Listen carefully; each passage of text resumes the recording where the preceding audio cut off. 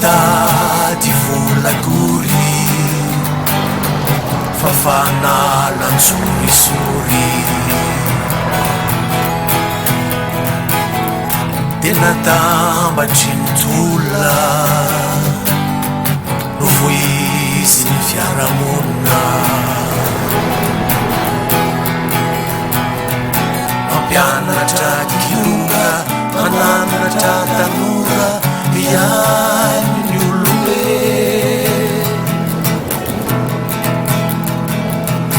manajara zambe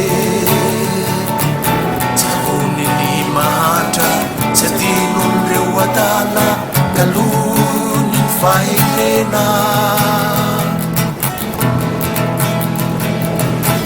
tratray ny fandresena rena sy fambolena miditra sy farotena rindrema sakilina ny fahavaratra sy ny ririna tomobila sy lamasina miaramila ny politika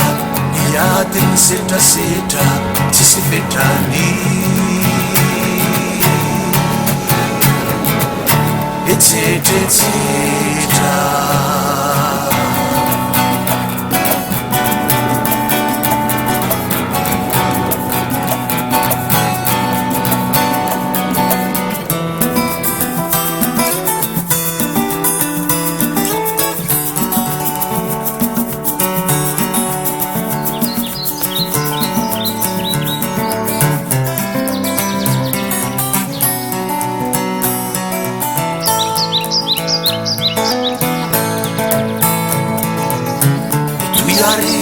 lay tantara izany tsy ny tena kianra mampianatra mizara taony lasa ty gitara ka samy nandray daholo ny maitso ny fotsy volo hatrany amany volo nanjary tony joro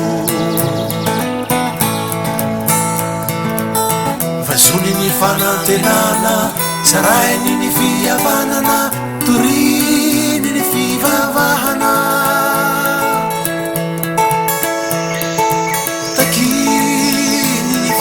fahana irainy ny tanindrazana betsoiny ny fitiavana antsoy ny fifanampina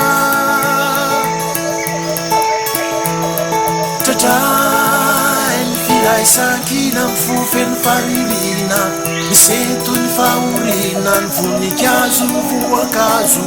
malaso sy ny tazo amamona ny fitsabona lakamona ny firavona ny hira amina satsika sy ny sisatsy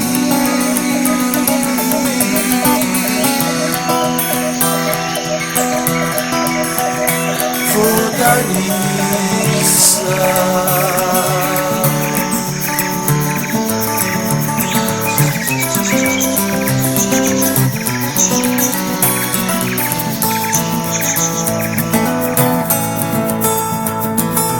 eno